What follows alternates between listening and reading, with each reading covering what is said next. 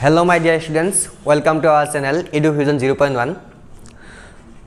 आज हमारा टॉपिक्स है MCQ chapter number 1 real number part 2। इससे पहले मैंने एक वीडियो बनाया था पार्ट 1 और उस वीडियो में मैंने एसामीस लैंग्वेज में बात किया था, लेकिन मैंने बाद में सोचा अगर मैं एसामीस लैंग्वेज बोलूँगा तो सिर्फ एसामीस स्टूडेंट को ही फ़ायदा मिलेगा और बाकी स्टूडेंट को नहीं मिलेगा। तो इसलिए आज से हम वीडियो में हिंदी में बात करूँगा। मेरा हिंदी ज़्यादा अच्छा नहीं है लेकिन फिर भी कोशिश करूँगा, ठीक है। ओके, तो आज हमारा पहला क्वेश्चन है, if P and Q are two distinct prime numbers then their HCF is. क्या बोला यहाँ पर? P and Q दो प्राइम नंबर्स है, ओके, अलग अलग प्राइम नंबर है, उसका HCF कितना होगा? तो इसके लिए हमको क्या करना पड़ेगा, एक एग्जाम्पल लेना पड़ेगा। तो दो प्राइम नंबर लो, मान लिया एक प्राइम नंबर कितना 3, P इक्वल टू 3, ओके, और एक प्राइम नंबर Q मान लो Q इक्वल टू 5। तो 3 और 5 इसका HCF कितना होगा? तो 3 का फैक्टर क्या क्या है? 3 का फैक्टर है 1 and 3 और 5 का फैक्टर क्या है 1 and 5। तो यहाँ पर HCF का मतलब कॉमन कौन है 1, तो यहाँ तो 3 और 5 का HCF कितना हो जाएगा 1, ओके। सो दो प्राइम नंबर का हमेशा दो प्राइम यानी टू डिफरेंट प्राइम नंबर्स का क्या होगा HCF हमेशा 1 होगा। तो और एक एग्जांपल देखो, 7 प्राइम नंबर, इसका प्राइम फैक्टर कितना कितना है 1 and 7, और 11 प्राइम नंबर और इसका फैक्टर क्या है 1 and 11। तो यहाँ पर 1 कॉमन है तो HCF कितना हो जाएगा 1 हो जाएगा। तो HCF of any two prime numbers always है 1, ऑलवेज 1, ओके। तो क्वेश्चन नंबर 2 देखिए अब क्या हुआ। Question number 2, if P and Q are two different prime numbers then their LCM is. यहाँ पर क्या बोला, P and Q दो डिफरेंट प्राइम नंबर्स है तो उसका LCM कितना होगा? तो इससे पहले जो क्वेश्चन था उसमें HCF पूछा था, अब क्या पूछा LCM क्या होगा? तो हमको यहाँ पर भी एक एग्जाम्पल ही लेना पड़ेगा। तो एग्जाम्पल लो, तो 3 prime number P equal to 3 मान लो और एक prime number Q equal to 5 मान लो। और 3 और 5 का प्राइम नंबर कितना होता है? तो 15 होता है, हम सबको मालूम है। कैसे हुआ? 3 और 5 दोनों को मल्टीप्लाई कर दिया तो आंसर 15 हो गया, ओके। हाँ, हम ऐसा भी लिख सकते हैं 3 का फैक्टर क्या होता है 1 इंटू 3 और 5 का फैक्टर होता है 1 इंटू 5। तो एलसीएम क्या होगा? यहाँ से जो कॉमन है वो भी लेना पड़ेगा, 1 कॉमन है, जो अनकॉमन है उसको भी लेना पड़ेगा। तो कितना हो गया 15। तो हमको क्या पता चला, अगर दो प्राइम नंबर लूँगा तो उसका एलसीएम हमेशा क्या होगा उन प्राइम नंबर का मल्टीप्लाई करने से मिलेगा। तो यहाँ पर क्या होगा, P एक प्राइम नंबर है और Q एक प्राइम नंबर है, तो इसका एलसीएम क्या होगा, P और Q को मल्टीप्लाई करूंगा तो आंसर PQ ही प्राइम एलसीएम होगा। तो यहाँ पर correct answer is PQ, okay. तो क्वेश्चन नंबर 3 देखिए क्या बोला। Question number 3, let P be a prime number then sum of its factor is. क्या बोला? P एक प्राइम नंबर है तो इसका जो फैक्टर है उसको प्लस करने के बाद आंसर कितना आएगा? तो उसके लिए भी एक एग्जाम प्राइम नंबर, इससे पहले हमको पता चलना चाहिए प्राइम नंबर क्या होता है, okay. The number is said to be a number is said to be a prime number if it has only 2 factor 1 and the number itself, okay. Therefore since P is a prime number तो इसका क्या होगा factor क्या क्या होगा? एक तो P का फैक्टर क्या होगा 1 होगा और P खुद होगा। प्राइम नंबर किसे कहते हैं? जिस नंबर का फैक्टर 2 होता है, एक 1 और वो नंबर खुद ही, तो उसको क्या बोलते हैं? प्राइम नंबर बोलते हैं। तो P एक प्राइम नंबर है तो इसका फैक्टर कितना होगा 2 होगा, 1 और P खुद, okay. Now sum of the factor of this prime number P, तो इसको प्लस कर दो, क्या होगा फैक्टर को प्लस कर दो 1 प्लस P, इसका रिजल्ट 1 प्लस P ही आएगा। तो answer number option number C, ठीक है। तो नेक्स्ट क्वेश्चन नंबर 4 देखिए, यहाँ पर क्या बोला, क्या पूछा, the HCF of 2 consecutive positive integer is. तो क्या पूछा 2 कॉन्जिक्यूटिव पॉजिटिव इंटीजर का HCF कितना होगा? तो कॉन्जिक्यूटिव इंटीजर का मतलब क्या होता है, मान लो एक इंटीजर क्या है 5, तो 5 के तुरंत बाद इंटीजर क्या आएगा 6, तो 5 का कॉन्जिक्यूटिव इंटीजर होगा 6, जो एक के बाद एक, ओके। 10 एक इंटीजर नंबर है तो उसका कॉन्जिक्यूटिव इंटीजर नंबर होगा 11, इसके बाद तुरंत बाद जो आएगा उसको ही क्या कहते हैं कॉन्जिक्यूटिव बोलते हैं। तो 2 कॉन्जिक्यूटिव पॉजिटिव नंबर का पॉजिटिव इंटीजर का एलसीएम HCF कितना होगा? तो इसके लिए हमको क्या करना पड़ेगा, एक एग्जांपल लेना पड़ेगा 2 कॉन्जिक्यूटिव पॉजिटिव इंटीजर। मान लो 7 एक इंटीजर है ठीक है, और उसका कॉन्जुगेटिव इंटीजर 8 होगा, उसके तुरंत बाद आएगा। तो 7 का फैक्टर होता है 1 एंड 7, 8 का फैक्टर होता है क्या 2 इंटू 2 इंटू 2, ओके फैक्टर, और 1 भी होगा, ओके। तो यहाँ पर कॉमन क्या है दोनों के बीच में 1 ही कॉमन है, ठीक है। तो यहाँ पर क्या होगा एलसीएम एचसीएफ 1। तो एग्जाम्पल लेने से हो जाता है, अगर दो कॉन्जिक्यूटिव पॉजिटिव इंटीजर का एचसीएफ कितना होगा अब, तो 1 हमेशा एक एग्जाम्पल लेना, तो एग्जाम्पल लेने के बाद उसको ट्राई करना, हो जाएगा, ठीक है। नेक्स्ट क्वेश्चन नंबर 5 देखिए क्या पूछा। If n be a natural number then LCM of n and n plus 1 is, basically is the same question. यहाँ पर क्या हुआ, n और n plus 1 का क्या पूछा, एलसीएम पूछा। n के तुरंत बाद n plus 1 ही आता है, तो इसके लिए भी हम क्या करेंगे, एक एग्जाम्पल लेंगे। तो कोई भी एक नेचुरल नंबर ले लीजिए, मान लीजिए एक n का वैल्यू है 5 नेचुरल नंबर, तो n plus 1 क्या होगा, 5 plus 1 = 6 होगा। और 5 और 6 का एलसीएम कितना होगा, 5 और 6 का एलसीएम 5 का क्या होता है, हमको मालूम है 30 होगा, फिर भी करके देखते हैं। 5 6 का होगा 1 इंटू 2 इंटू 3, तो एलसीएम क्या होगा यहाँ पर, कॉमन एलसीएम में क्या आता है, कॉमन भी आता है अनकॉमन भी आता है, तो कॉमन 1 है, ये भी आएगा, 5 2 3 सब आएगा। तो कितना होगा, 5 इंटू 2 10, 10 इंटू 3 30, तो एलसीएम कितना होगा, 5 और 6 का एलसीएम 30, बेसिकली 5 और 6 का मल्टीप्लिकेशन, इसका मतलब यही है। तो 5 और 6 का मल्टीप्लिकेशन, तो इसका मतलब n और n plus 1 का एलसीएम यही होगा, n और n plus 1 को मल्टीप्लाई करने से जो रिजल्ट आएगा वही होगा हमारा एलसीएम, तो n और n plus 1 ही होगा आंसर मल्टीप्लाई करने से। तो option number C, okay got it. Basically this is the same question, n plus 1 come just after the n, okay, this is the consecutive natural number, you can say this n and n plus 1 are the consecutive natural number, okay। Next question देखिए, next question में क्या पूछा, question number 6, if p1 and p2 are odd prime numbers such that p1 is greater than p2 then p1 square minus p2 square is, यहाँ पर क्या बोला, p1 and p2 दो prime number है और p1 p2 से क्या है, बड़ा है, तो p1 square minus p2 square का वैल्यू जो होगा वो क्या होगा, एन इवन नंबर होगा, एन ऑड नंबर होगा, एन ऑड प्राइम नंबर होगा, या एफ प्राइम नंबर होगा, हमको यह करना है। तो इसके लिए भी हमको क्या करना पड़ेगा, एक एग्जाम्पल लेना पड़ेगा। तो एकदम इजी है, एक एग्जाम्पल लो और सॉल्व करो। तो p1 एंड p2 क्या है, दो प्राइम नंबर है, तो मान लो दो प्राइम नंबर, एक तो 3 है और एक 5 है, ओके। यहाँ पर p1 क्या है, बड़ा है, तो बड़ा जो है उसको हमको p1 मानना है, और जो छोटा है उसको क्या मानना है, p2 मानना है। p1 is greater than p2, so 5 is greater than 3, therefore 5 is p1 and 3 is p2। यहाँ पर 5 बड़ा है तो 5 को क्या मानूंगा हम, p1 मानूंगा। अब p1 square minus p2 square, p1 का वैल्यू कितना 5 स्क्वायर माइनस p2 का वैल्यू क्या 3 स्क्वायर, 5 स्क्वायर का मतलब कितना है 25 minus 9 and is equal to 16। तो 16 क्या होगा, an even number, okay, an odd number तो नहीं होगा, एन ऑड प्राइम नंबर नहीं होगा, ए प्राइम नंबर नहीं होगा, तो ए 16 एन इवन नंबर। तो ओके, अगर p1 एंड p2 दो प्राइम नंबर होगा, जो p1 जहाँ पर p1 बड़ा है तो p1 square minus p2 square हमेशा क्या होगा, एक इवन नंबर आएगा। और एक एग्जाम्पल लेके देखते हैं, हमेशा इवन नंबर ही आता है या और कुछ भी आता है। तो p1 और एक नंबर लीजिए, p1 मान लीजिए ये कितना है 11 है, तो p2 क्या लेना पड़ेगा, प्राइम नंबर लेकिन 11 से छोटा, कितना होगा, मान लीजिए 3।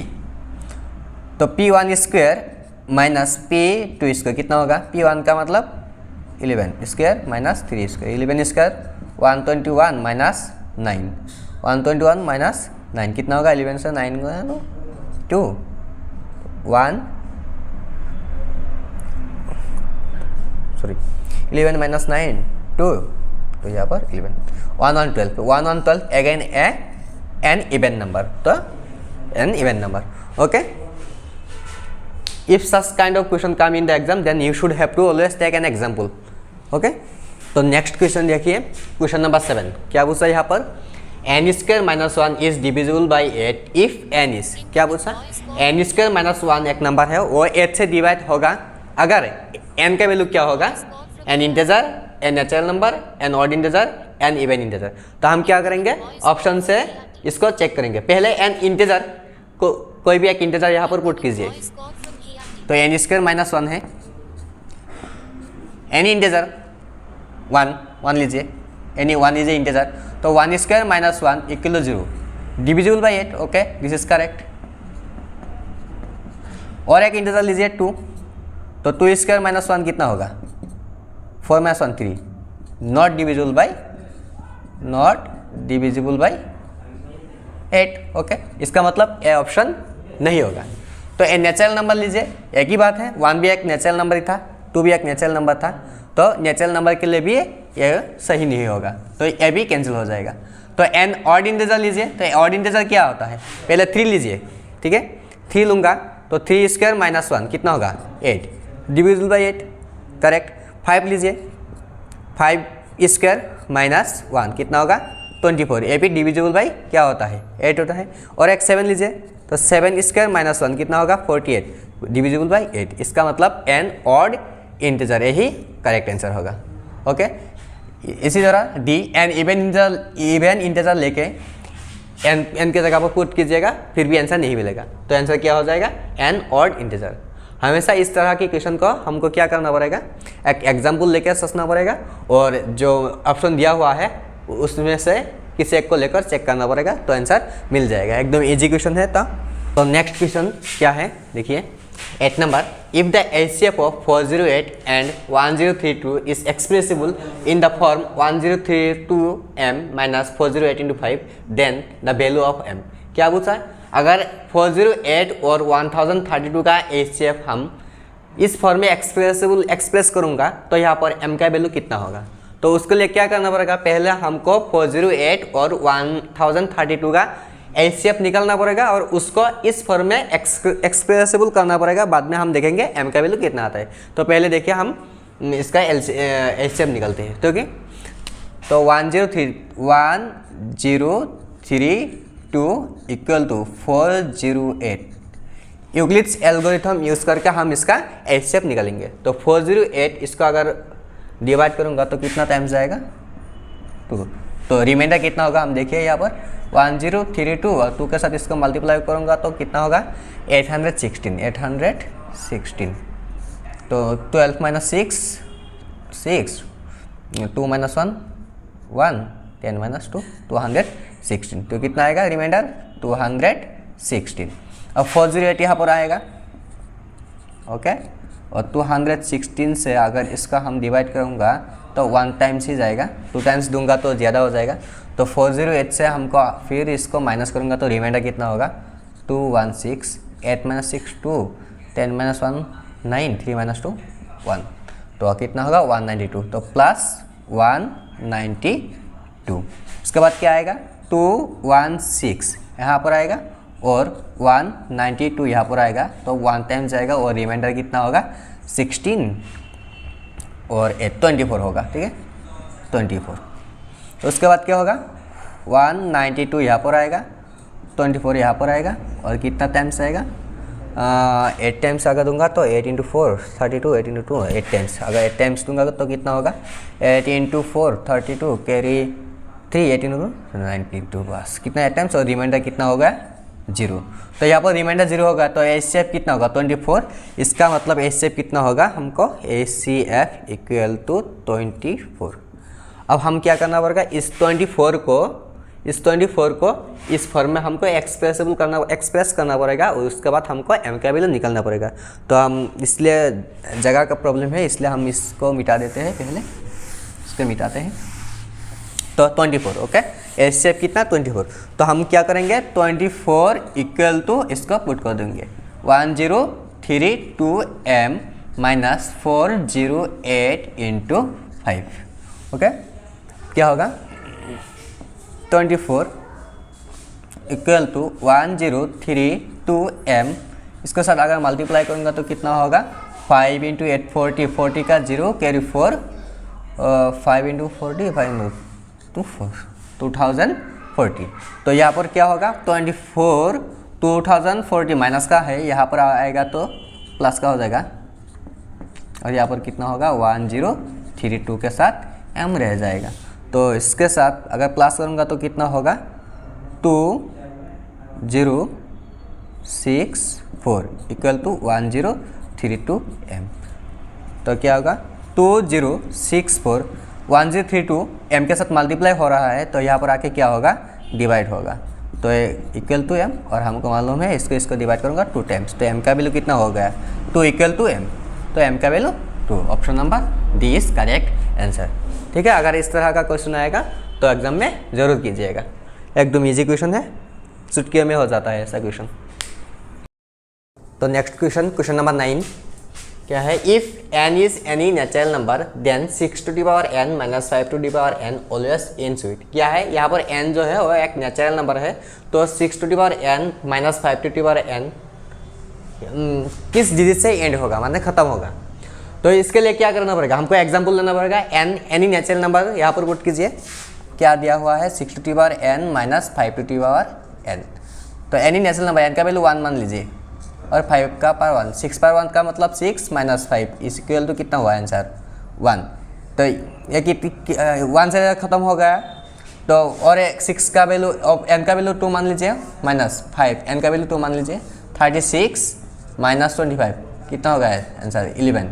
ये भी 1 से ख़त्म हुआ है। और एक एग्जाम्पल लीजिए 3 माइनस 5 का पावर 3, यह क्या हो जाएगा 216 माइनस 125, 6 माइनस 5 1, 11 माइनस 2 9, 191, ये भी 1 से ही खत्म हो गया। तो आंसर क्या हो जाएगा ऑप्शन नंबर ए 1। चलिए नेक्स्ट क्वेश्चन देखिए, कितना question number 10, if LCM of two number is 3600 then which of the following numbers can not be their HCF. क्या पूछा, दो नंबर है, हमको नहीं मालूम दो नंबर क्या है, लेकिन वो दो नंबर का जो एलसीएम है वो 3600 है, तो उसका इन चारों में से कौन एचसीएफ नहीं होगा। तो उसके लिए हम एक पहले एग्जाम्पल लूँगा, बाद में इस कॉन्सेप्ट को समझाऊंगा। तो पहले मान लीजिए दो नंबर 8 और 6 दो नंबर, ठीक है, इसका एलसीएम कितना होगा, मान लीजिए एलसीएम 8 का क्या होगा 2 इंटू 2, 6 का कितना होगा 2 इंटू 3। तो एलसीएम में क्या आएगा, कॉमन भी आएगा अनकॉमन भी। कॉमन कितना है, एलसीएम होगा 2 इंटू 3 इंटू 2 इंटू 2, एलसीएम का सबको निकलना आता है। 2 इंटू 3 6, 6 इंटू 2 12, 12 इंटू 24। तो इसका मतलब इस दो नंबर का एलसीएम कितना होगा 24, और एचसीएफ कितना होगा, एचसीएफ देखिए यहाँ पर एचसीएफ क्या होगा, देखिए एचसीएफ 2 होगा। एचसीएफ कितना होगा, कॉमन, जो कॉमन है वही आएगा एचसीएफ में। अब देखिए जो इन दो नंबर का एलसीएम 24 है और एचसीएफ कितना है 2, और 2 एलसीएम को डिवाइड करता है या नहीं करता है, 24 को करता है। इसका मतलब दो नंबर, अगर किसी भी दो नंबर का एचसीएफ उस दो नंबर का एलसीएम को हमेशा डिवाइड करता है। तो यहाँ पर दो नंबर का एलसीएम 3600 है, तो इन चारों ऑप्शन में से जो नंबर इसको डिवाइड नहीं करेगा वो उसका एचसीएफ कभी नहीं बन पाएगा, और जो डिवाइड करेगा वो उसका एचसीएफ हो भी सकता है, नहीं हो भी सकता है, उसका हमको वो नहीं मालूम। लेकिन जो इसको डिवाइड नहीं करेगा वो कभी इसका एचसीएफ नहीं बनेगा। तो इन चारों में ऑप्शन में से कौन इसको डिवाइड नहीं करता, 600 करता है 3600 को, तो एचसीएफ हो सकता है।